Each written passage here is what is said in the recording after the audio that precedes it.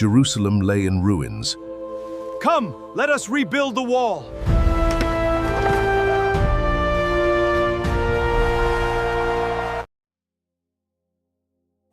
அல்லேலூயா, அல்லேலூயா, ஆமென். ஆண்டவரும் அருமை இரட்சகருமாகிய இயேசு கிறிஸ்துவின் நாமத்தில் உங்கள் யாவருக்கும் என்னுடைய அன்பின் வாழ்த்துக்களை தெரியப்படுத்திக் கொள்கிறேன். கர்த்தர் உங்கள் யாவரையும் ஆசீர்வதிப்பாராக. ஆமென். தொடர்ந்து நாம் கடந்த 17 நாட்களை கடக்க கர்த்தர் நமக்கு உதவி செய்திருக்கிறார். இது 18வது நாள்.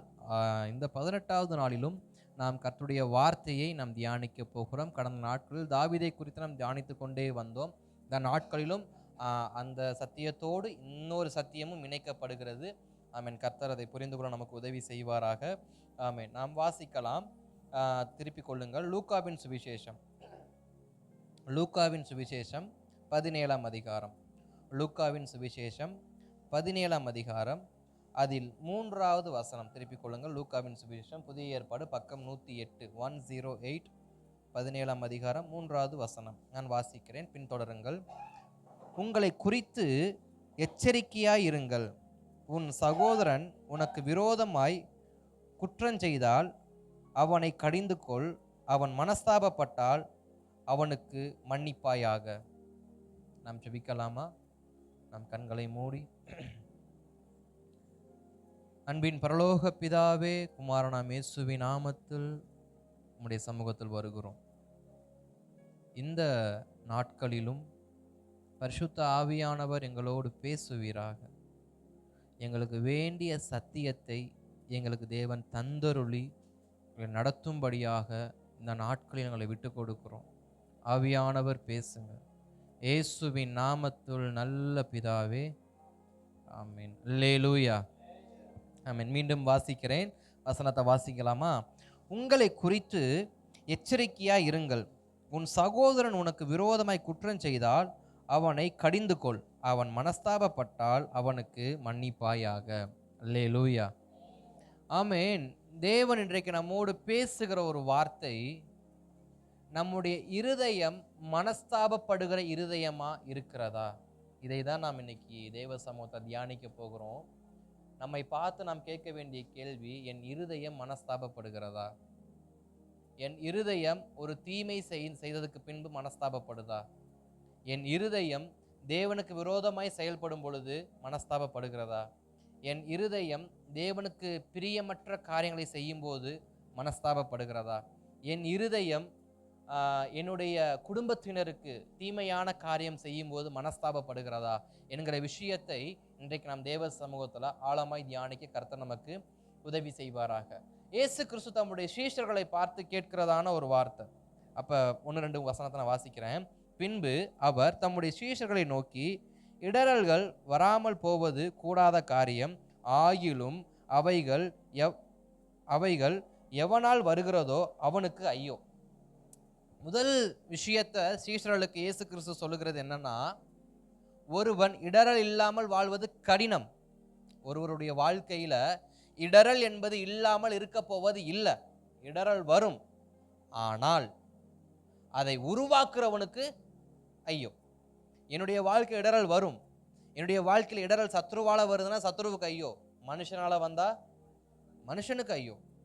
அப்ப தேவன் முதல் வார்த்தை தம் சீஷர்களோடு பேசுகிறாரு, நமக்கு இடறல் உண்டாக்குற காரியம் வரும், ஆனா இடறலை உண்டாக்குகிறவனுக்கு ஐயோ. அடுத்து 2வது வார்த்தையை நம்ம வாசிக்கிறோம். அவன் இந்த சிறுவரில் ஒருவனுக்கு இடறல் உண்டாக்குறதை பார்க்கிலும் அவனுடைய கழுத்தில் இயந்திரக்கல் கட்டப்பட்டு அவன் சமுத்திரத்தில் தள்ளுண்டு போவது அவனுக்கு நலமா இருக்கும்.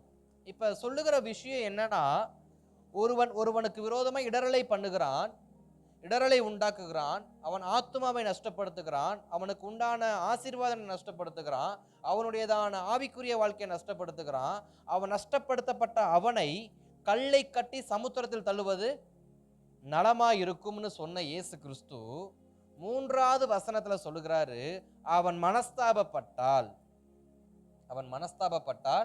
மன்னிப்பாயாக. இப்ப நம்மோடு இயேசு கிறிஸ்து பேசுகிற ஒரு விஷயம், சீஷர்களோடு பேசினது என்ன? முதல் 2 வசனம் கடினமான வார்த்தை. 2 வசனம் கடினமான வார்த்தை. இடரல் உண்டாக்க கூட இடரல் உண்டாக்கணும். ஐயோ இடரல் உண்டாக்கணும்னா எந்திரக்கலை கட்டி கடல்ல போட்டுருங்க. அவன் உயிரோட இருந்து இருக்கிற இன்னும் 4-5 பேரை கெடுக்கிறத விட அவன் கடல்ல மூழ்கி கிடக்கிறது நல்லதுன்னு சொன்ன இயேசு இப்ப 3வது வசனத்துல அவன் மன்னிப்பு கேட்பான் என்றால் மனஸ்தாபப்பட்டு மன்னிப்பாயாக. தன் குற்றத்தை அவன் உணரும் போது, தன் குற்றத்தை அவன் புரிந்து கொள்ளும் போது, தான் செய்ததான அருவருப்பை அவன் புரிந்து கொள்ளும் போது, அவனுக்கு நீ மனஸ்தாபப்படும் போது அவனை நீ மன்னி. அவன் என்ன பண்ற? மன்னிச்சு. மன்னிக்க முடியாது, நீ எனக்கு இப்படியெல்லாம் செஞ்சிருக்க, இப்படியெல்லாம் பேசியிருக்க, இப்படியெல்லாம் அவங்கள்ட்ட போய் சொல்லிட்டு வந்திருக்கிற, நீ என்கிட்ட வந்து நாடகம் போட்டு கண்ணீர் விட்டா நான் என்ன பண்ணிடுவேன்? நம்பிடுவேனா? ஏன்னா இன்றைக்கு இருக்கிற நடைமுறை அதான் நடைமுறை. ஏன்னா கல்லும் கரைகிறது எதுல தான்? கண்ணீரை கண்டாதான். கல்லும் கரைகிறது கண்ணீரை கண்டா. எவ்வளவு கல் நெஞ்சம் உடைய மனுஷனா இருந்தாலும் கண்ணீரை பார்த்தா என்ன பண்ணுவாங்க? சரி போ, சரி போ. கடந்த நாட்கள் ஒரு சம்பவம் அப்படி நடந்துச்சு.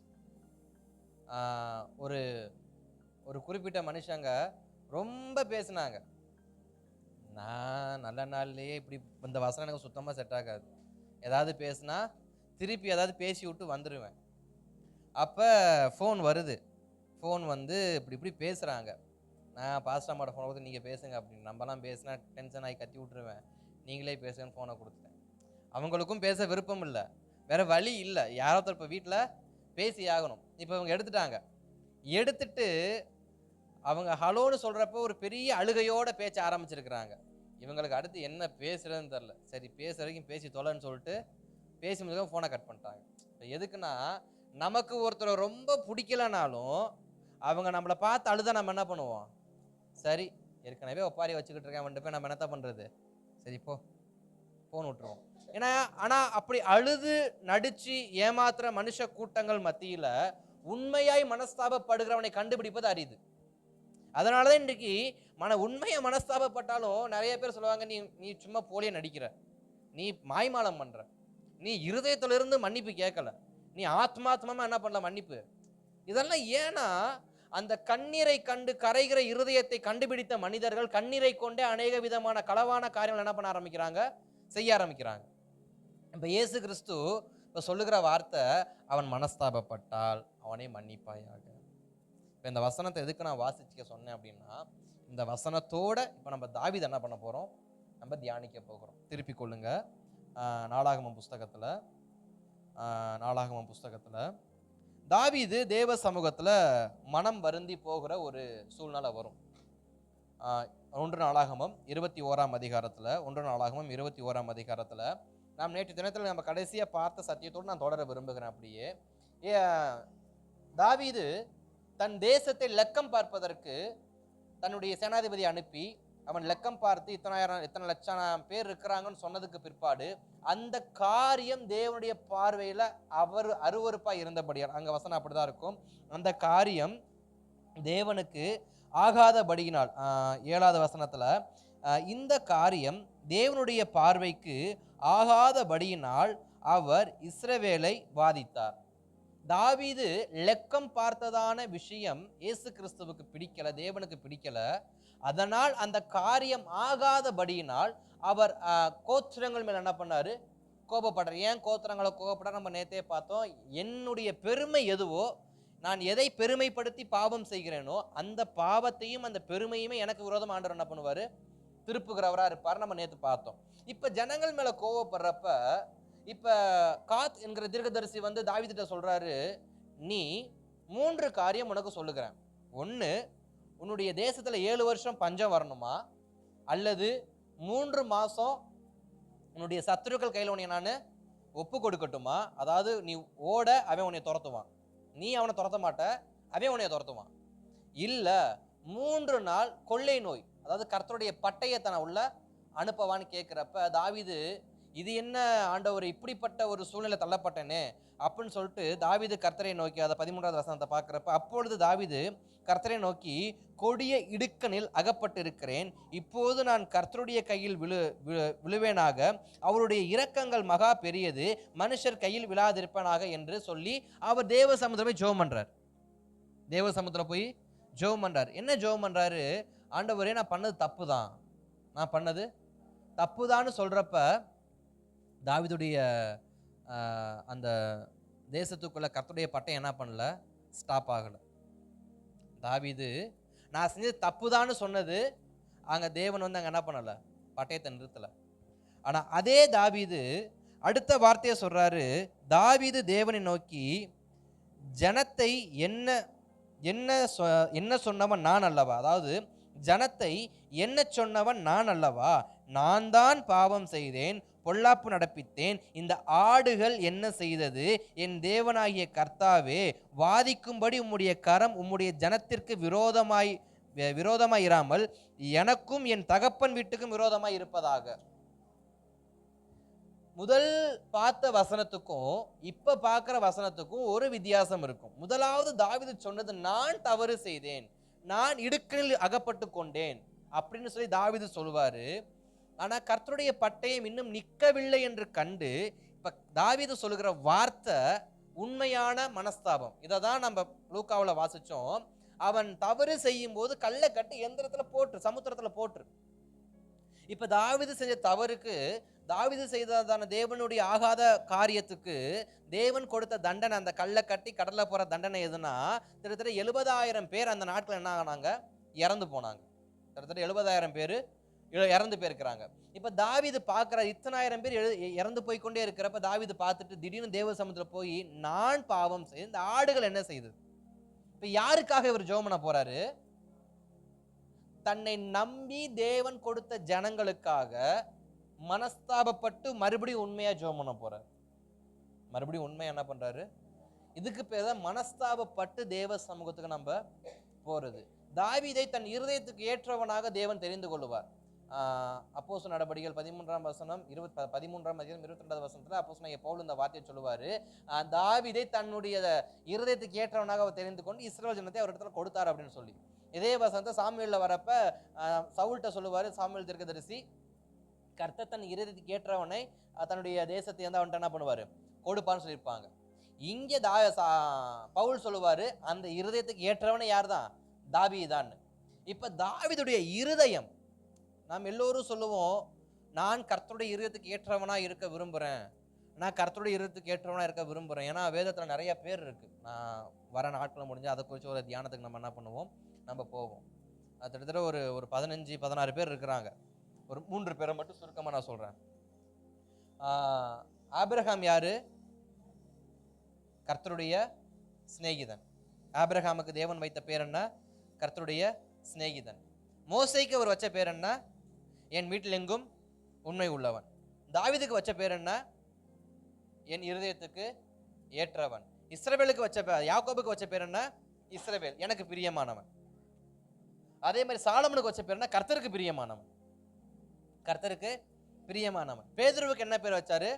கேபா, நீ கல்லா என்ன பண்ணுவ, இந்த களிமண் சபையை இப்படி ஒவ்வொருவருக்கும் யாக்கோபு யோவானா மத்தேயு யோவான் தெரியல, இடியின் மகன்கள் அப்படின்னு பேர் வச்சிருப்பாரு. அப்போ ஒவ்வொருவருக்கும் ஒவ்வொரு பேர் ஆண்டவன் பண்ணியிருப்பாரு, ஒரு பட்ட பேர் வச்சிருப்பாரு. அந்த பட்ட பேர் வந்து ஒன்று அவர் வைக்கிற பேரோட இணைஞ்சிருக்கும், இல்லை அவங்க அவரோட வாழ்க்கையோட இணைஞ்சிருக்கும், அல்லது அவங்க மனசோட இணைஞ்சிருக்கும். ஒன்று அவங்க வாழ்க்கையோட இணைஞ்சிருக்கணும், 2 அவங்களுக்கு கொடுக்கப்பட்ட அழைப்புல இணைஞ்சிருக்கணும், 3 அவங்க மனசா என்ன பண்ணிருக்கணும், இணைஞ்சிருக்கணும். இப்ப தாவீதுக்கு தன் இருதயத்துக்கு ஏற்றவன்னு சொன்ன பேரு, நாம் நம்முடைய வாழ்க்கையில ஜெபம், ஆண்டவரே நான் உங்க இருதயத்துக்கு ஏற்றவனா இருக்க விரும்புறேன்ப்பா, என்னை அப்படிப்பட்ட மகனா பாருங்கப்பா, நம்ம ஜெபம் தப்பு கிடையாது. நம்ம கடந்த 4வது நாட்கள்ல இருந்து நினைக்கிறேன், ஆமா 4வது நாட்கள்ல இருந்து நேற்று 17வது நாட்கள் வரைக்கும் ஒரே மனிதனை குறித்து தியானித்துக் கொண்டிருக்கிறோம். யாரு? தாவீது. 4வது நாட்கள் ராஜ்யம் கட்டப்பட்டது அப்படிங்கிற அந்த சத்தியத்துல இருந்து நேற்றைய தினம் வரைக்கும் இத்தனை நாட்கள் நம்ம யாரையே உட்காந்து நம்ம படிச்சுக்கிட்டு இருக்கிறோம், தாவீதை குறிச்சு. நீங்க படிச்ச சத்தியத்துல நீங்க தாவீதை குறித்து நல்லா புரிஞ்சுக்க முடியும், ஏன் கர்த்தர் தாவீதை தன் இருதயத்துக்கு ஏற்றவனாக தெரிந்து கொண்டார் அப்படின்னு. ஏன்னா திடீர்னு தாவீது தன் இருதயத்துக்கு ஏற்றவன்னு சொன்னாக்க ஏன், எதுக்கு, எப்படி, நம்ம பல கேள்வி வரும். இத்தனை சத்தியங்களையும் நீங்க மறுபடியும் புரட்டி பார்த்தீங்கன்னா ஏங்கிற அர்த்தம் நமக்கு என்ன பண்ணும், புரியும். அவன் தன் இருதயத்துக்கு உண்மையா இருந்தான், கர்த்தருக்கு உண்மையா இருந்தான், அபிஷேகம் பண்ணப்பட்ட கைப்படாம இருந்தான், கர்த்தருடைய வார்த்தைக்கு காத்திருந்தான், கர்த்தருடைய அபிஷேகத்துக்கு முக்கியத்துவம் கொடுத்தான். இப்படி பல காரியங்கள். எல்லாவற்றுக்கும் மேல யுத்தம் வந்தா அதை கர்த்தரை சார்ந்து கொண்டான், கர்த்தர்கிட்ட விசாரிப்பான். எல்லாமே தேவன் தான் தாவீதுக்கு. பாவம் செய்தாலும் யார்கிட்ட தான் போய் நிற்பார்? அவரு தேவன்கிட்ட தான் போய் நிற்பார். இப்ப தாவீதுடைய இருதயம் எப்படி ஆயிடுச்சுன்னா, எனக்கு அப்பா அம்மா சகோதர சகோதரி எல்லாமே யார் தான்? ஏசப்பா மட்டும்தான். நான் தப்பு பண்ணாலும் நான் அவர்கிட்ட தான் போவேன், நான் நல்லது பண்ணாலும் அவர்கிட்ட தான் போவேன், எனக்கு ஒரு சந்தேகம்னாலும் நான் அவர்கிட்ட தான் போவேன், நான் ஒரு குழியில விழுந்துட்டேன் நான் தூக்கி எடுக்க போனாலும் அவர்கிட்ட தான் போவேன் அப்படிங்கிற ஒரு மன பக்குவத்துக்கு வந்ததுனால தான் தாவீதுக்கு அந்த பேர். தாவீதுடைய மனசு எப்படிப்பட்டதா இருக்கு? எனக்கு என்ன நடந்தாலும் நான் இயேசு கிட்ட தான் போவேன், நான் தேவன் கிட்ட தான். இந்த இருதயம் இருக்கிறதுனால தான் அதை என் இருதயத்துக்கு ஏற்றோன்னு தேவன் சொல்றாரு.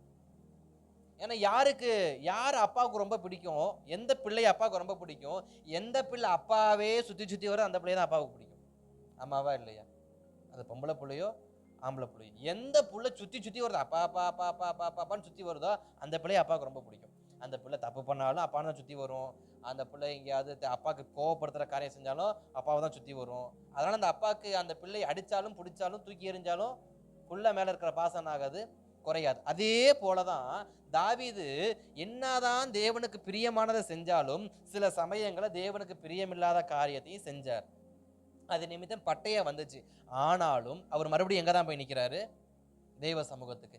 இப்ப தாவீதை பார்க்கிறோம், மனஸ்தாபமுடைய இருதயமுடைய மனுஷனா இருக்க. நம்முடைய வாழ்க்கையில நமக்கு வேண்டிய தாவீது கிட்ட இருந்து கற்றுக்கொள்ள இன்னொரு சத்தியம் என்னன்னா, என் இருதயம் நான் செய்த பாவத்துக்கு மனஸ்தாபப்படணும். அது உண்மையான மனஸ்தாபமா இருக்கணும். அது ஒருவேளை ஒரு நபருக்கு விரோதமா செஞ்சிருக்கலாம், அல்லது தேவனுக்கு விரோதமா செஞ்சிருக்கலாம், அல்லது நம்முடைய சொந்த குடும்பத்துக்கு விரோதமா செஞ்சிருக்கலாம், நம் நண்பர்களுக்கு விரோதமா செஞ்சிருக்கலாம். நம்மை சுற்றி நம்மை சார்ந்து இருக்கிற யாரோ ஒருவருக்கு நாம் ஒரு துரோகம் செய்திருக்கிறோம், ஒரு பாவம் செய்திருக்கிறோம், ஒரு தீமை செய்திருக்கிறோம் அப்படின்னா நாம் உண்மையான மனஸ்தாபத்தோடு அவங்க கிட்ட போய் நம்ம என்ன பண்ணணுமா? நிற்கணும். மனம் வருந்தணும், மன்னிப்பு கேட்கணும், மனம் வருந்தணும். முதல்ல மனம் வருந்துறதுன்னா என்ன? மனஸ்தாபப்படுறது மனம் வருந்துறதுன்னா என்ன? சாரி கேட்கிறதா? சாரி கேட்கிறதா தப்பு. நம்ம அநேக விஷயம் செஞ்சுட்டு சிம்பிளா என்ன பண்ணிடுறோம்? மன்னிச்சிரு, சாரி, தெரியாம பண்ணிட்டேன். இதுக்கு பேர் மனஸ்தாபம் கிடையாது. இதுக்கு பேரு மனஸ்தாபம்னா என்னன்னா, நான் செஞ்சது என்னங்கிறத சொல்லி மன்னிப்பு கேட்கணும். நான் செஞ்சத சொல்லி, நீ இப்படி சொன்ன, நான் இப்படி செஞ்சிட்டேன், அதனால இந்த வாக்குவாதம் வந்துச்சு, அதனால இந்த பாவம் வந்துச்சு, அதனால இந்த யுத்தம் வந்துச்சு, அதனால பட்டையா வந்துச்சுன்னு தான் செஞ்சத தேவ சமூகத்துல சொல்லணும். அதுக்கு பார்த்தா மனஸ்தாபப்படுறது. ஆனா இன்னைக்கு நம்ம எல்லாத்தையும் செஞ்சு முடிச்சுட்டு நம்ம சிம்பிளா போயிட்டு சாரி, அந்த 4 வார்த்தை இல்லைன்னா மன்னிச்சிடுங்க, இதை மட்டும் சொல்லிட்டு என்ன பண்ணிடுவோம்? மறுபடியும் கட்டி தழுவி ஆற தழுவி என்ன பண்ணிடுவோம்? பேசி போயிடுவோம். அதுக்கு பேர் மனஸ்தாபப்படுறதில்ல. தாவீது எப்படி மனஸ்தாபப்படுறாரு? இந்த வார்த்தையை மறுபடியும் நான் வாசிக்கிறேன். தாவீது தேவனை நோக்கி, ஜனத்தை என்ன சொன்னவன் நான் தான், ஜனத்தை என்ன சொன்னவன் நான் அல்லவா? நான் தான் பாவம் செய்தேன், பொல்லாப்பு நடப்பித்தேன். இந்த ஆடுகள் என்ன செய்தது? என் தேவனாகிய கர்த்தாவே, வாதிக்கும்படி உம்முடைய கரம் ஜனத்திற்கு விரோதமாயிராமல் என் தகப்பன் வீட்டுக்கும் விரோதமாய் என்றைக்கும் இருக்கட்டும். ஒரு எப்படி ஜெபிக்கிறாரு? என்ன சொன்னது நான் தான் ஆண்டவரே. யோவாப்பு சொன்னது உண்மைதான், நான் தான் கேட்கல, நான் தான் என்ன சொன்னேன், நான் தான் பாவம் செஞ்சேன், நான் தான் பொல்லாப்பு நடப்பித்தேன், நான் தான் பண்ணேன். இந்த ஜனங்கள் எதுவுமே பண்ணல, இந்த ஜனங்கள் எதுவுமே பண்ணல. அவங்க மேல கோவப்படாதீங்க, அவங்க மேல உங்க கரத்தை வைக்காதீங்க. நான் பண்ண தப்புக்கு என் மேலையும் என் வீட்டு மேலேயும் நீங்க என்ன பண்ணுங்க? உங்க பட்டயத்தை நீங்க வைங்க, இவங்களை தயவு செஞ்சு விட்டுருங்க. ஆனா ஃபர்ஸ்ட் அவர் மன்னிப்பு கேட்டப்ப எப்படி மன்னிப்பு கேட்டாரு? அப்பொழுது தாவீது 13வது வசனத்துல, அப்பொழுது தாவீது கர்த்தரை நோக்கி, கொடிய இடுக்கில் அகப்பட்டிருக்கிறேன், இப்பொழுது நான் கர்த்தருடைய கையில் விழுவேனாக. சாரி கேட்டா முடிஞ்சு போச்சா? இந்த 13வது வசனத்துக்கு என்ன அர்த்தம்னா, ஜஸ்ட் அவர் சாரி கேட்க போறாரு, மன்னிச்சிடுங்க ஆண்டவரே, தெரியாம பண்ணிட்டேன். ஆனா அந்த வார்த்தைக்கும் இப்ப வாசிக்கிற இந்த 17வது வசனத்தின் வார்த்தைக்கு நிறைய வித்தியாசம். அதுக்கு பேர் தான் மனஸ்தாபப்படுறது. உள்ள இருந்து நாம செஞ்சது என்ன, நமக்கு என்ன நடந்துச்சு, நாம என்ன செஞ்சோம், நாம எப்படி செஞ்சோம் அப்படிங்கிறதான விஷயங்களை நம்ம ஆராய்ஞ்சி யோசிச்சு முடிவெடுக்கிறதுக்கு பேர் தான் மனஸ்தாபப்படுறது. அப்படிப்பட்ட மனஸ்தாபம் இன்னைக்கு நமக்கு வேணும்னு சொல்லி தேவ சமூகத்துல நம்ம ஜெபிக்கணும். அல்லேலூயா. எல்லார போல மன்னிச்சிடுங்க, இல்லை மெசேஜ்லையோ, வாட்ஸ்அப் மெசேஜ்லையோ, இன்ஸ்டா மெசேஜ்லையோ ஜஸ்ட் சாரி, இல்லை சாரி இமேஜ், இல்லைன்னா இன்னைக்கு ரீல்ஸில் ஏகப்பட்டது மன்னிப்பு கேட்குற மாதிரி மூஞ்சி சோகமாக தொங்க போட்டுக்கிட்டு இமோஜஸில் வந்து வச்சு இப்போ எனக்கு கண்ணீர் விட்டு அழுகுற, இதெல்லாம் சும்மா ட்ராமா. இதெல்லாம் ட்ராமா. இதெல்லாம் மனசனை முகஸ்துதி செய்ய வைக்கிறதுக்கு, அதுக்கு பேர் எமோஷனல் கிரியேட் பண்ணுறது. எமோஷ்னலியாக கிரியேட் ஆகிற விஷயம் நமக்கு தேவையில்லை. நான் செஞ்சது சரியா தப்பான்னு நிதானிக்கிற இருதயம் எனக்கு வேணும். அதை தான் பவுல் சொன்னார், நான் நன்மை செய்ய நினைக்கிறேன் ஆனால் தீமை செஞ்சுட்டேன். ஏன்? எனக்குள்ள இருக்கிற பாவம். அப்போ எனக்குள்ள இருக்கிற பாவம் இருக்கிற வரைக்கும் என்ன பண்ண முடியாது? நன்மை செய்ய முடியாது. அதனால இனி கிறிஸ்து எனக்குள்ள வாழட்டும், கிறிஸ்து எனக்குள்ள வாழட்டும். அப்ப இப்படிப்பட்ட ஒரு மனஸ்தாபத்துக்கு நம்ம திரும்பும் பொழுது நிச்சயமாய் தேவன் நம்முடைய ஆவிக்குரிய வாழ்க்கையை அவர் ஊன்றி கட்டுகிறவரா இருக்கிறார். ஏன்னா தாவீது தேவனுக்காக இவ்வளவு காரியமும் தன்னுடைய ஜீவிதத்திலிருந்து செஞ்சது. தன்னுடைய ஜீவிதத்துல இருந்து அவர் செய்துக்கிட்டு இருக்காரு. அவருக்கு யாரும் கற்றுக் கொடுக்கல, அவர் பைபிள் கிளாஸ் போல, அவருக்கு எந்த பாஸ்டரும் பிரசங்கம் பண்ணல. அவர் அபிஷேகம் பண்ற சாமியில் அப்ப கேப்ப வருவார் போவார், அதோட முடிஞ்சு போச்சு. அதோட இவர் ராஜ்யபாரம் வரப்ப அவர் இறந்தே போயிட்டார். இவர் ராஜ்யபாரத்துக்கு வரப்ப அவர் இறந்தே போயிட்டாரு. அப்புறமா இருந்த நாத்தான் காத், இந்த 2 தீர்க்கதரிசி தான் தாவீதுடைய வாழ்க்கையில வந்ததாக நம்ம வேதத்துல பார்க்கிறோம். அப்ப தாவீது எப்படி இத்தனை காரியத்தை செய்யறாருன்னா, அவர் ஒவ்வொரு காரியத்தையும் தேவ சமூகத்துல நிதானிக்கிற ஒரு மனிதனா இருக்கிறார். தன்னுடையதான யோசனைகளை தேவ சமூகத்துல விசாரிக்கிற மனிதனா இருக்கிறார். நம் நிதானத்தையும் நம் யோசனையும் நம் தேவ சமூகத்துக்கு கொண்டு போகும்போது அதை தேவன் நமக்கு வாய்க்க பண்ணுகிறவராக இருக்கிறார். இதெல்லாம் நம்ம ஏற்கனவே பார்த்துட்டோம். இப்ப மனஸ்தாபம் இருதயத்திலிருந்து வருது. நான் தான் ஆண்டவரே தப்பு பண்ணேன். வார்த்தைகள் வந்து கடினமான வார்த்தைய நான் பேசினதுனால நான் கோபப்பட்டேன்னு சொல்ல முடியாது. அந்த வார்த்தையை பேச நான் என்ன செஞ்சேங்கிறத நான் முதல்ல யோசிக்கணும். என்னைய பார்த்து ஒரு சகோதரன் கடினமான வார்த்தையை பேசிட்டாருன்றதுக்காண்டி நான் ஒரு இடத்துல கோபப்படுறது ஓகே, பட் அந்த மாதிரி அவர் பேசுறதுக்கு நான் அவர் எப்படி கொண்டு போய் விட்டேன்? அந்த மாதிரி பேசுறதுக்கு நான் எப்படி விட்டேன்? ஒரு சகோதரனும் பேசி கொண்டிருக்கேன். இப்படி உதாரணமா வச்சுக்கலாமே, சகோதரன் பேசிக்கிட்டு இருக்கிறாங்க. ஒரு சகோதரன் மேல ரொம்ப பிரியமா இருக்க, ரொம்ப மதிப்பு மரியாதையா வச்சிருக்காரு. அவரை வந்து சார் அப்படிங்கிற வார்த்தையை மீறி என்ன பண்ண மாட்டாங்க, பேச மாட்டாங்க. சொல்லுங்க சார், சரிங்க சார், வாங்க சார், போங்க சார், நல்ல மரியாதை கொடுத்து பேசுறாரு. அந்த மரியாதை ஏன் கொடுக்குறாங்க? பணத்துக்கா அல்லது வேலைக்கா அல்லது வயதுக்கான்னு தெரியாது. சார்ன்ற வார்த்தையை மீறி பேச மாட்டாங்க. இப்ப இந்த சார் இருக்கார்ல, இந்த சார் இந்த சகோதரன் கிட்ட போன்ல ஒரு விஷயம் பேசுறாங்க.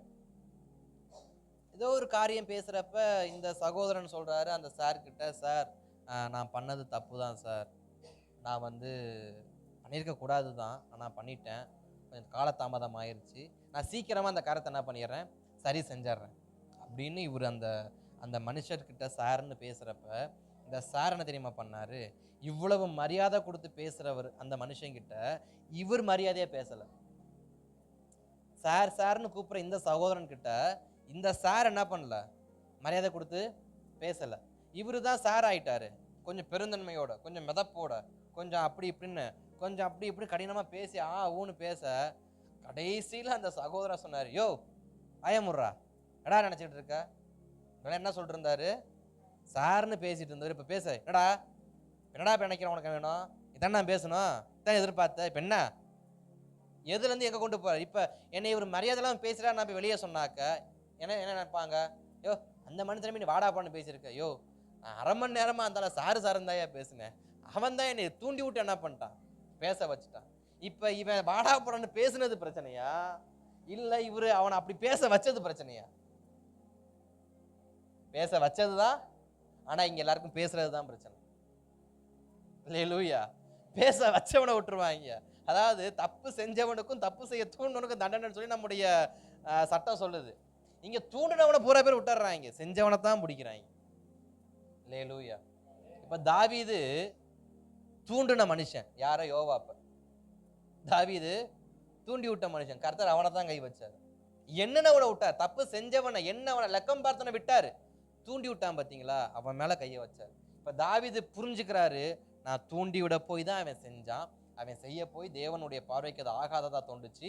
இப்ப அவர் பட்டயத்தை கொண்டு வந்துட்டாரு. 70,000 பேர் ஏற்கனவே என்ன பண்ணிட்டாங்க, இறந்து போயிட்டாங்க. இனி ஒருவன் மரிப்பது கூடாத காரியம். தேவ சமூகத்துல போய் சரண்டர் ஆயிட்டார். ஆண்டவரே, நான் செஞ்ச பாவத்துக்கு நான் என் மேல பட்டயத்தை வைங்க, என் குடும்பத்து மேல பட்டய வைங்க. இந்த ஆடுகள் என்ன பண்ணுச்சு? இதே மனஸ்தாபம் இன்னொரு மனுஷன் பட்டிருப்பார். யாரு? மோசே. வனாந்திர யாத்திரையில வரப்ப கர்த்தர் கோபப்பட்டு ஜனல் அடிக்க வரப்ப மோசே நிற்பார். ஆண்டவரே, விட்டுருங்கப்பா, மனஸ்தாபப்படுங்கப்பா, விட்டுருங்கப்பா, விட்டுருங்கப்பா, விட்டுருங்கப்பா சொல்றாரு. தேவன் சொல்ற, மோசே, நீயும் உன் குடும்பமும் உனக்கு பிரியமான நவுறு. இன்றைக்கு இவங்கள ஒரு கை பார்க்க வேணாம், பண்ண மாட்டேன், விட மாட்டேன்னு தேவன் நிக்கிறப்ப மோசே சொல்றாரு, ப்ளீஸ் பண்றாரு. யாருக்காக? யாரு மனஸ்தாபப்படுறா? ஜனங்கள் செய்த பாவத்துக்காக மோசே மனஸ்தாபப்படுறாரு. இப்ப தாவீது செஞ்ச பாவத்துக்கு அவர் மனஸ்தாபப்படுறாரு. அப்ப மனஸ்தாபம் என்கிற அந்த ஒரு காரியத்தை நம் இருதயத்திலிருந்து நம்ம என்ன பண்ணணும்? வெளியே கொண்டு வரணும். அந்த மனஸ்தாபத்தை கண்டு அவர் மன்னிக்கிறவரா இருப்பார்.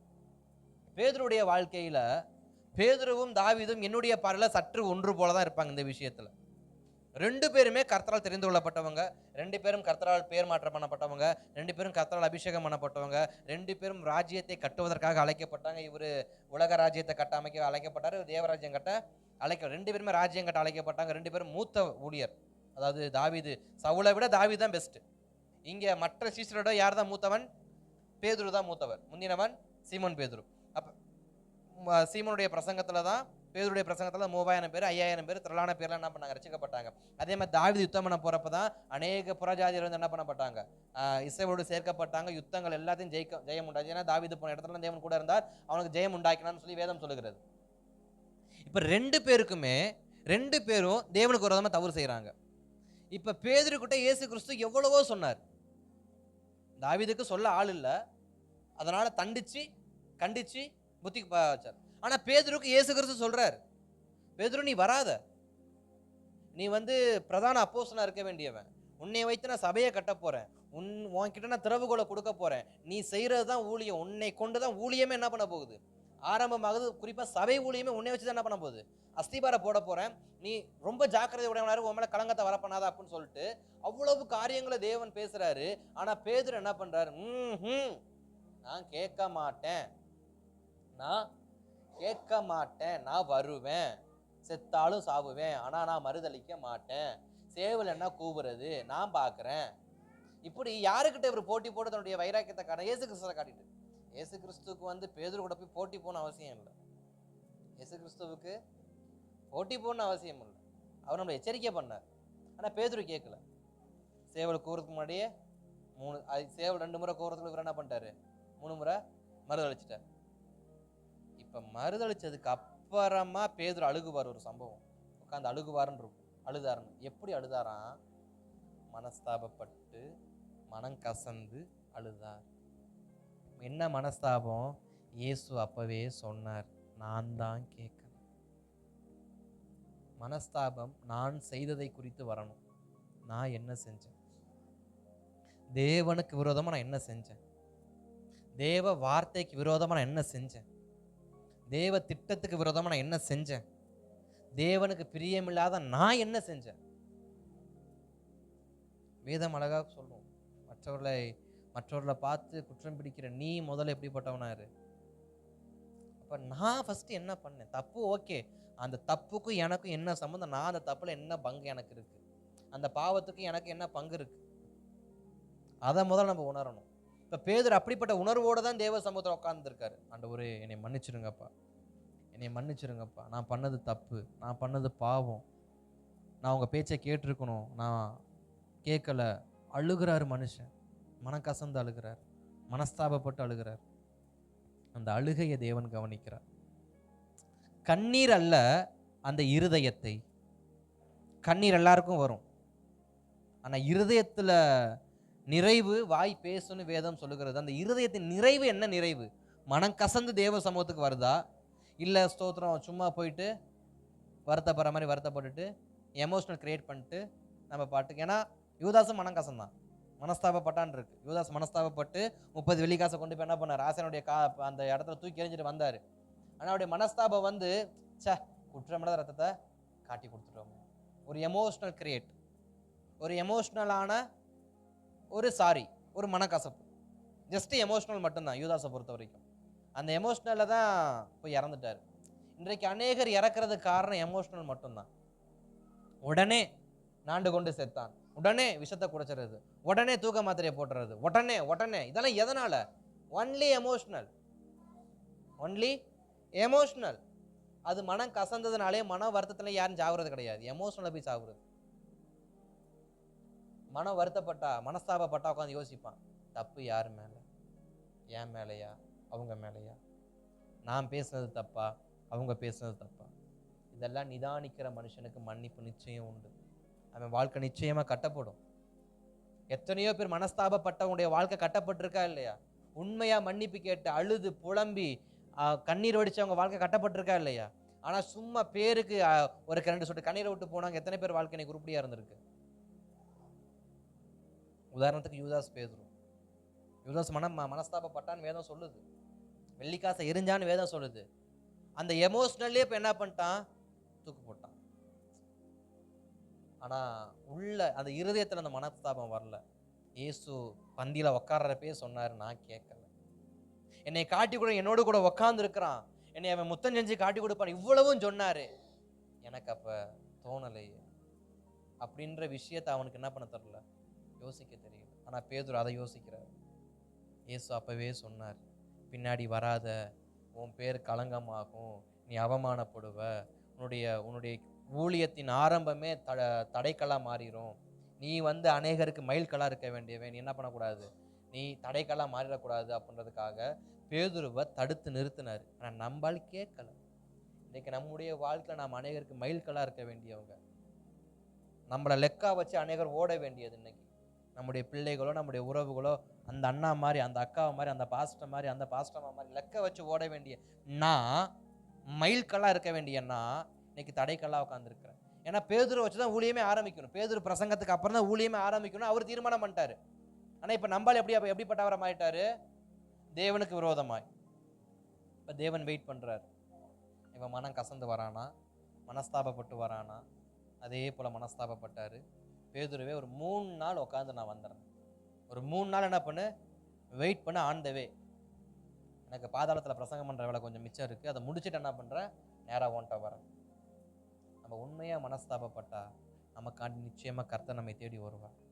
நம்ம மனஸ்தாபப்பட்டு நிச்சயமா தேவசமத்தை ஜெபம் பண்ணுவோம்னு சொன்னா, மனக்கசந்து தேவசமத்தை அழுகுவோம்னு சொன்னா, மனக்கசந்து தேவசமத்தை மன்னிப்பு கேட்போம்னு சொன்னா, நம்மை தேடி நிச்சயம் இயேசு கிறிஸ்து வருவார்.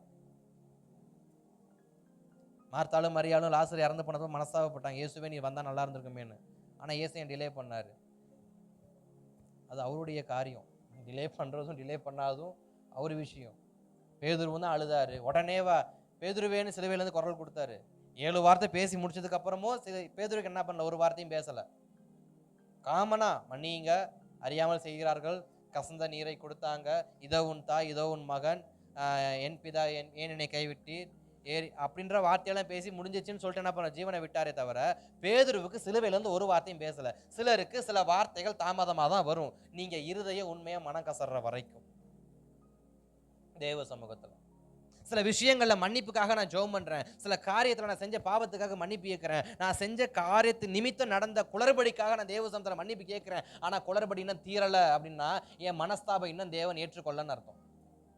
என் மனஸ்தாபத்தின தேவன் ஏற்றுக்கொள்ளன்னு அர்த்தம். ஏன் ஏற்றுக்கொள்ள? இன்னும் நான் முழுமையான மனஸ்தாபத்துக்குள்ள போகல, இன்னும் முழுமையான மன்னிப்புக்குள்ள போகல, முழுமையான மன்னிப்புக்குள்ள நான் போகல. இப்ப பேதுரு முழுமையான மன்னிப்புக்குள்ள எப்ப வருகிறாரு? 3வது நாள் இயேசு வரப்ப வராரு. ஃபர்ஸ்ட் மனக்கசந்து அழுதுட்டாரு. அழுதுட்டு என்ன பண்ணிருக்கணும்? அடுத்து என்ன பண்ணிருக்கணும்? ஊழியம் செய்ய போயிருக்கணும். ஆனா அவர் ஊழியம் செய்ய போகல. எங்க போனாரு? மீன் பிடிக்கத்தான் போனார். உண்மையா மனஸ்தாபப்பட்டா என்னைய பார்த்து இயேசு சொன்ன வார்த்தையெல்லாம் நான் உட்காந்து சொல்ல போயிருக்கணுமா, போயிருக்க கூடாதா? நான் ஜெப ஆலயத்துக்கு போயிருக்கணுமா, போயிருக்க கூடாதா? நான் 12 சீஷர்களை கூட்டிக்கிட்டு நான் ஸ்தோத்திரம் வாங்கப்ப ஏதாவது ஒன்று செய்வோம், எதையாவது போயிருக்கணுமா, போயிருக்க கூடாதா? இவர் எங்க போனாரு? மீன் பிடிக்க. மனஸ்தாபப்பட்டது உண்மை, அது இன்னும் ஆக்கப்பூர்வமா என்ன பண்ற, வெளியில வரல. இப்ப இயேசு மறுபடியும் வராரு கலிலேயா கடலுக்கு. யோவான் 21ஆம் அதிகாரத்துல பேதுருவை கூப்பிடுறாரு, கேட்கிறாரு.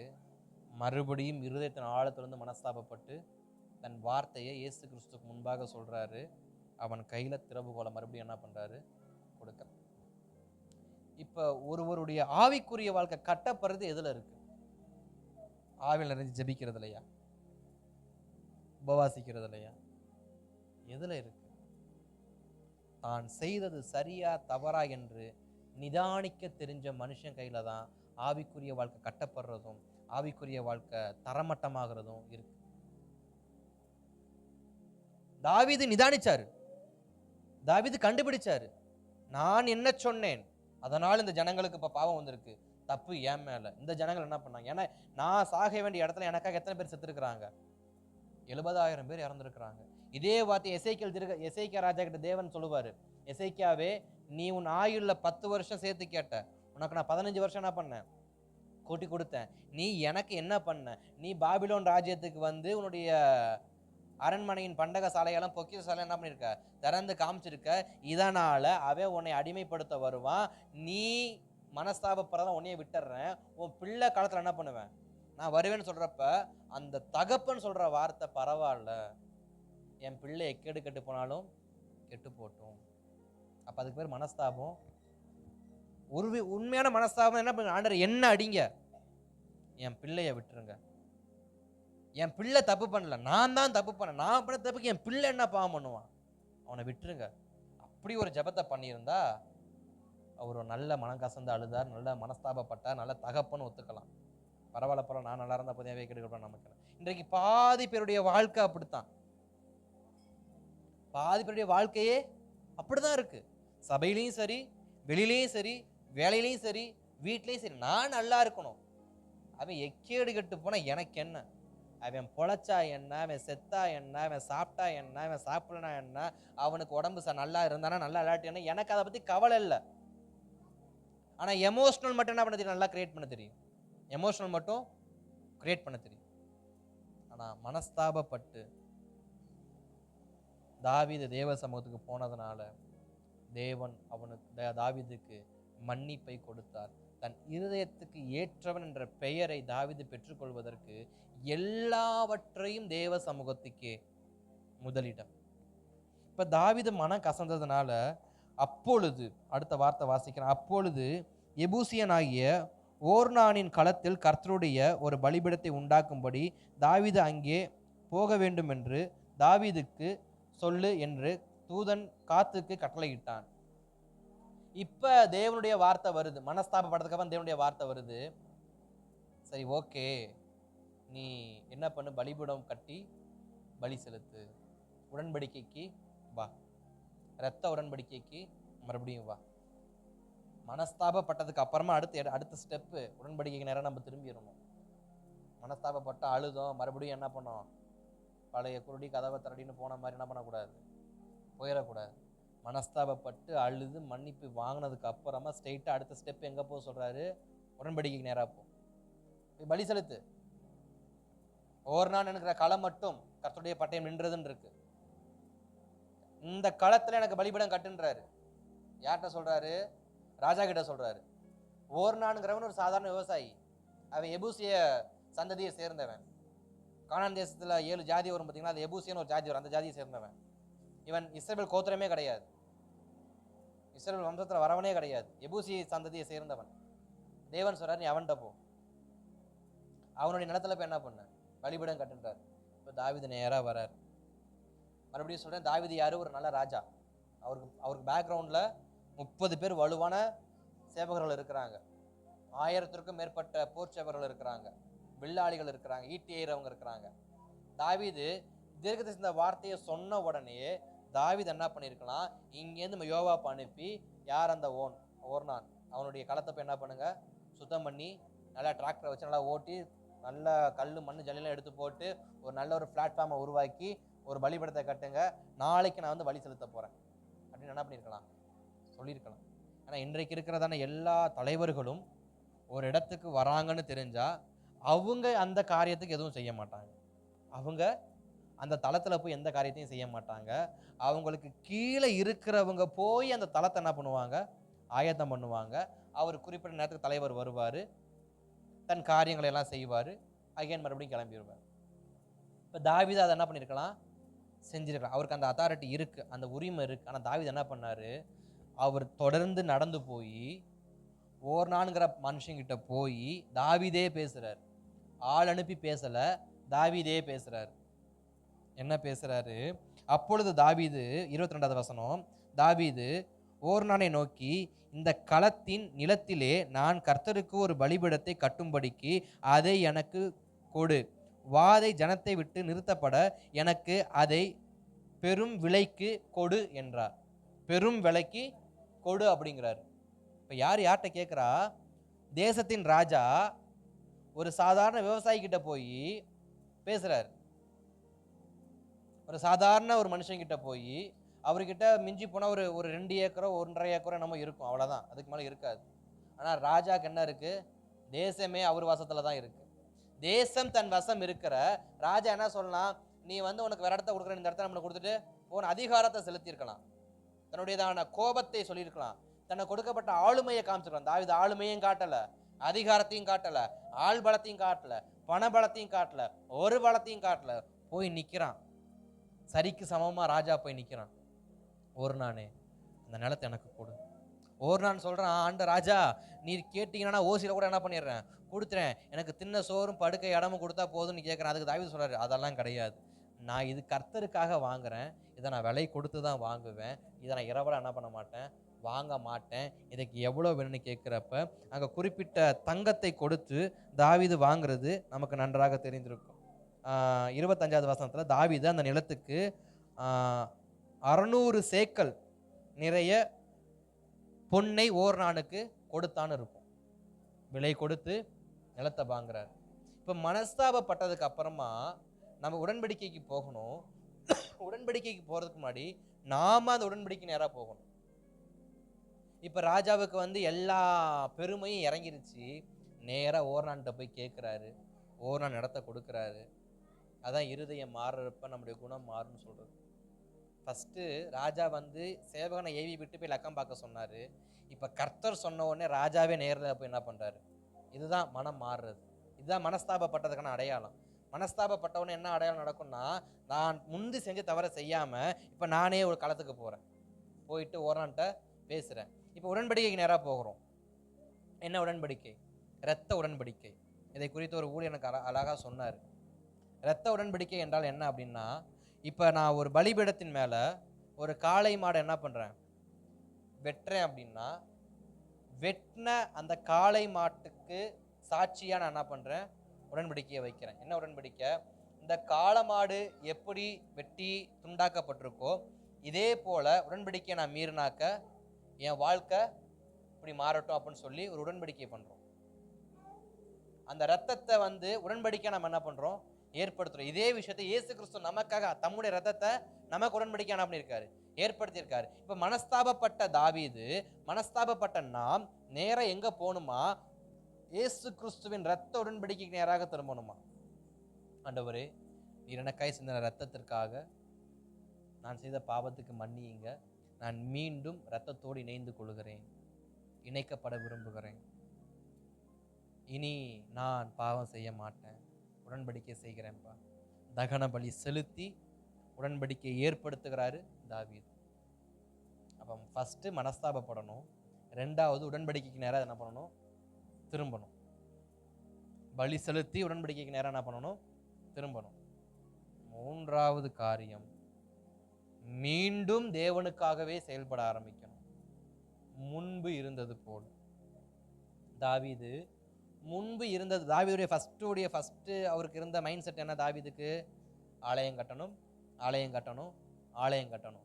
இப்ப தாவீது 22வது வசனத்துல முதல் அதிகாரத்துல முதல் வசனம் சொல்ற, அப்பொழுது தாவீது தேவனுடைய கர்த்தருடைய ஆலயம் இருக்கும் ஸ்தலம் இதுவே. எது? ஓர்னான் கிட்ட வாங்கின லேண்ட் இருக்கு பாத்தீங்களா, அந்த 1.5 ஏக்கரா 2.5 ஏக்கரா 5 ஏக்கரோ 10 ஏக்கரோ அந்த லேண்டை சொல்றாரு, இந்த லேண்ட்ல தான் நான் கர்த்தருக்கு ஆலயம் கட்ட போறேன். இங்க பலி செலுத்திருக்கேன், உடன்படிக்கை பண்ண ஸ்தலத்தை எப்படி மாத்துறாரு, ஸ்ட்ரெயிட்டா ஆலயத்துக்கான காரியமா உடனே அடுத்த ஸ்டெப் மூவ் ஆயிட்டார். நம்முடைய வாழ்க்கையில நாம் தவறு செஞ்சிட்டோம் அப்படின்றதுக்காண்டி பின்வாங்கி போகக்கூடாது, தவறு செஞ்சிட்டோன்றதுக்காண்டி தேவ சமூகத்தை விட்டு விலகி ஓடிடக்கூடாது, தவறு செஞ்சிட்டோம், குற்றம் பண்ணிட்டோம், இனி மூஞ்சில முழிக்க மாட்டேன்னு கிடையாது. இது மனுஷருக்கும் சரி, தேவனுக்கும் சரி, சபைக்கும் சரி. தாவீது செஞ்ச முதல் காரியம் மனஸ்தாபப்பட்டார், மன்னிப்பு கேட்டார். மன்னிப்பாயாக லூக்கால சொன்னது போல தேவன் மன்னிச்சிட்டார். செகண்ட், ரத்த உடன்படிக்கை நேரம் என்ன பண்ணாரு? திரும்பினார். உடன்படிக்கைக்கு நேராக என்ன பண்ண? மறுபடியும் நமக்கான உடன்படிக்கை என்ன? இயேசு என் பாவங்களை போக்கி என் குற்றங்களை எல்லாம் மன்னித்திருக்கிறார். இயேசு கிறிஸ்துவின் ரத்தம் சகல பாவம் நீக்கி என்னை சுத்திகரித்திருக்கிறது, நான் பரிசுத்தவான். இது நம்முடைய உடன்படிக்கை வார்த்தை. அதுக்கு நேரம் திரும்பணும். என் பாவத்தை இயேசு மன்னிச்சிட்டாருன்னு உண்மையா மனஸ்தாபப்பட்டு உடன்படிக்கைக்கு திரும்பணும். மூன்றாவது, நான் இதுக்கு முன்னாடி அந்த பாவத்திற்கு முன்னாடி இயேசு கிறிஸ்துவுக்கு எந்த அளவுக்கு உண்மையா இருந்தேனோ அந்த உண்மைக்கு நேரம் திரும்பணும். அது மனுஷங்களுக்கு அதே மாதிரிதான். மனுஷங்கிட்ட மனஸ்தாபப்படணும், மன்னிப்பு கேட்கணும், உறவை சீர்படுத்திக்கணும், முன்னாடி இருந்த அன்பை மறுபடியும் காட்ட போகணும். முன்னாடி இருந்த அன்பு, முன்பு இருந்ததான அந்த அரவணைப்பு, முன்பு இருந்ததான அந்த ஐக்கியத்தை மறுபடியும் என்ன பண்ணணும்? செய்யணும். அதான் தாவீது செய்யறாரு.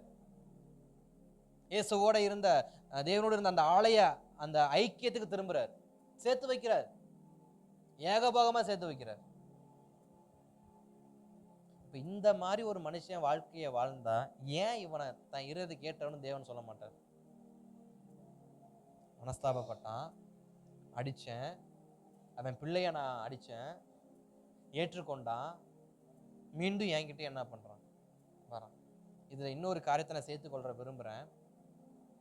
தாவீது தவறு செய்தாலும் தேவ சமூகத்துக்கு போவாரு, மன்னிப்பு கேட்கவும் தேவ சமூகத்துக்கு போவாரு,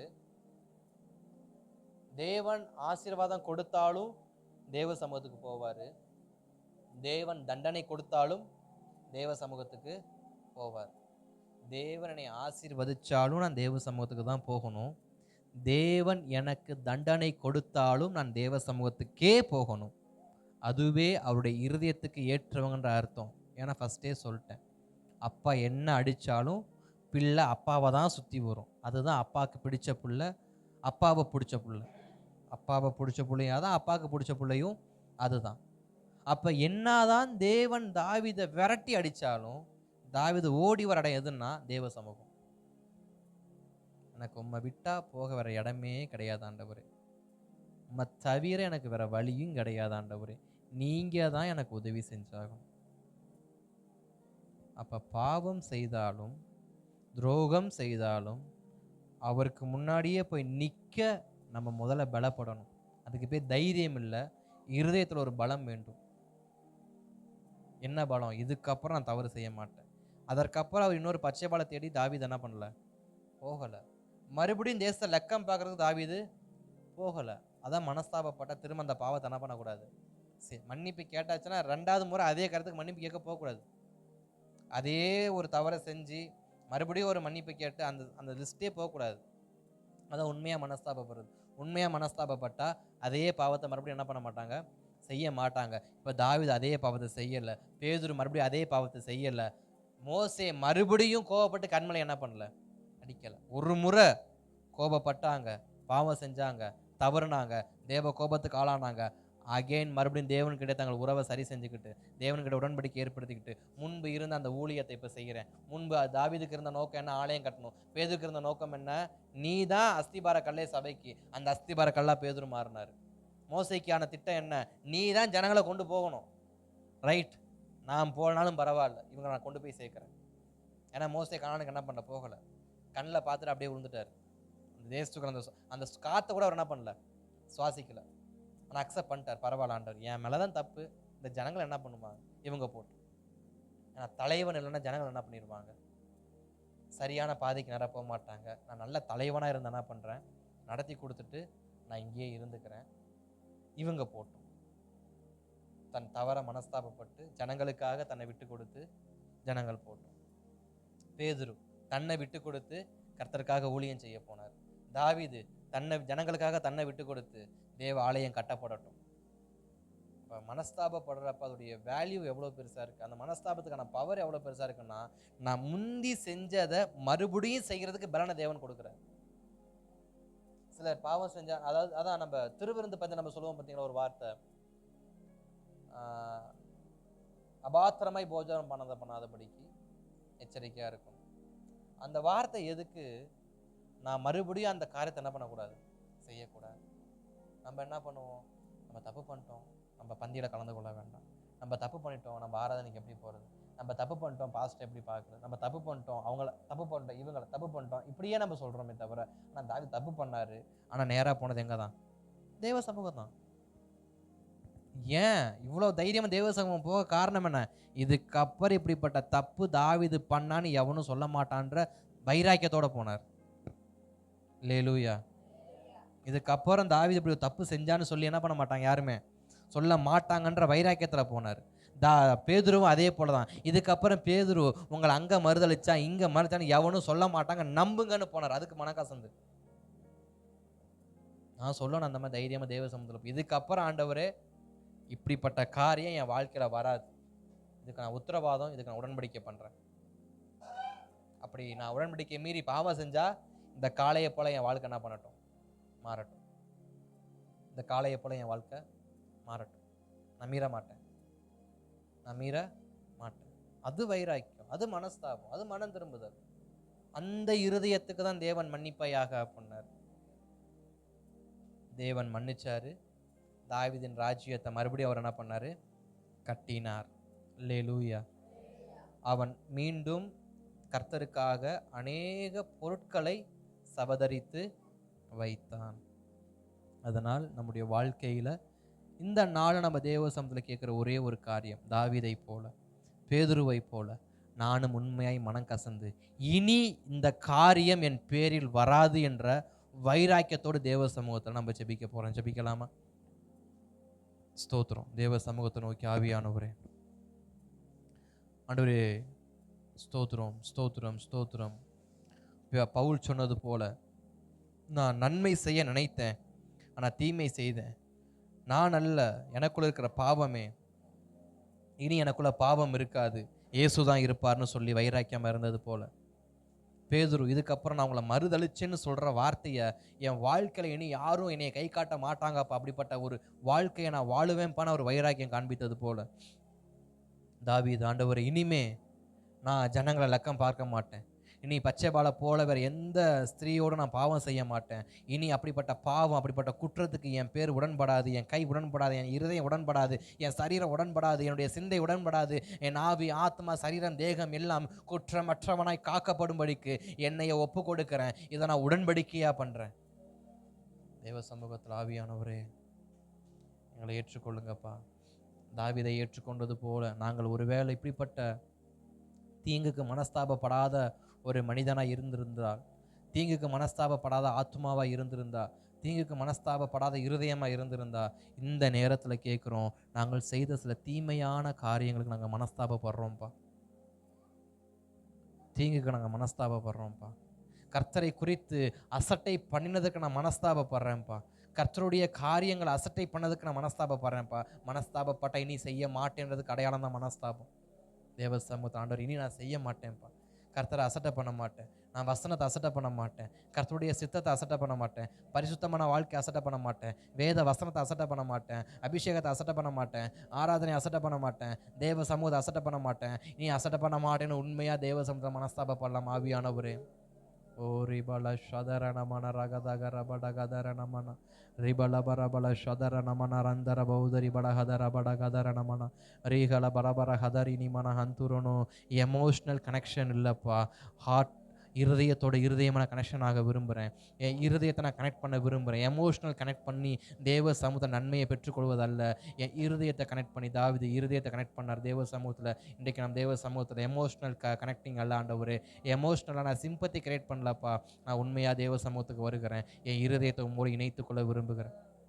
பேதுருவை போல இருதயத்தின் ஆழத்திலிருந்து நேசிப்பாயான்னு கேட்குறப்ப நேசிப்பேன் ஆண்டவரேன்னு சொன்னது போல், ஆண்டவர் நான் உங்களை நேசிக்கிறேன், இனி உங்களை மறுதளிக்க மாட்டேன், இனி உமக்கு விரோதமாக பாவம் செய்ய மாட்டேன், உங்களுடைய சமூகத்துக்கு விரோதமாக பாவம் செய்ய மாட்டேன், நீ கொடுத்த அழைப்புக்கு விரோதமாக பாவம் செய்ய மாட்டேன், நீங்கள் கொடுத்த ரட்சிப்புக்கு விரோதமாக பாவம் செய்ய மாட்டேன். நான் மனஸ்தாபப்படுறேன்ப்பா, நான் கட்டப்பட உதவி செய்யுங்க, என் ஊழியம் கட்டப்பட உதவி செய்யுங்க, என் ராஜ்யம் கட்டப்பட உதவி செய்யுங்க, என் குடும்பம் கட்டப்பட உதவி செய்யுங்க, என் ஆவிக்குரிய அவளுக்கு கட்டப்பட உதவி செய்யுங்க. இதோ நாங்கள் விரும்புகிறோம், நான் விரும்புகிறேன். இதுவரைக்கும் நான் கட்டப்பட விரும்பினேன், ஆனால் நான் கட்டப்படாத காரியத்தை செஞ்சேன், இப்போ மனஸ்தாபப்படுறேன், நான் என்னை கட்டுவீராக. என்னை கட்டுவிப்பீராக, எங்களை கட்டுவிப்பீராக. நாங்கள் இதுவரைக்கும் கட்டப்பட விரும்பணும், நல்லா ஜெபிக்கணும்னு விரும்பணும், நல்லா சபைக்கு போகணும்னு விரும்பணும், உண்மையா தேவன் ஆராதிக்கணும்னு விரும்பணும். ஆனால் விரும்பினதை செய்யாமல் விரும்பாததை செஞ்சோம். காரணம் எங்களுக்குள்ள அந்த மனஸ்தாபம் இல்லாத இருதயம் இருந்ததால் இப்போ நாங்கள் மனஸ்தாபப்படுறோம்ப்பா. நான் செஞ்சதெல்லாம் தப்பு தான், மனஸ்தாபப்படுறேன். நான் அப்படி பார்த்ததெல்லாம் தப்பு தான், மனஸ்தாபப்படுறேன். நான் அப்படிலாம் போனதெல்லாம் தப்பு தான், மனஸ்தாபப்படுறேன். இனி நான் விரும்பினதை செய்யத்தக்கதாக கிறிஸ்து எனக்குள்ளே வாங்கப்பா, கிறிஸ்து எனக்குள்ளே வாங்கப்பா, கிறிஸ்து எனக்குள்ளே வாங்கப்பா.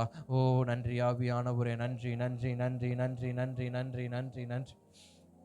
உமது கரத்தில் ஒப்பு கொடுக்குறோம், உமது கரத்தில் ஒப்பு கொடுக்குறோம், உமது கரத்தில் ஒப்பு கொடுக்குறோம். எங்கள் ஆவி, எங்கள் ஆத்மா, எங்கள் சரீரங்கள் உமது கரத்தில் ஒப்பு கொடுக்குறோம்ப்பா. ஒப்பு கொடுக்குறோம், ஒப்பு கொடுக்குறோம், ஒப்பு கொடுக்குறோம். இயேசுவின் நாமத்தில் நல்ல பிதாவே, ஆமென்.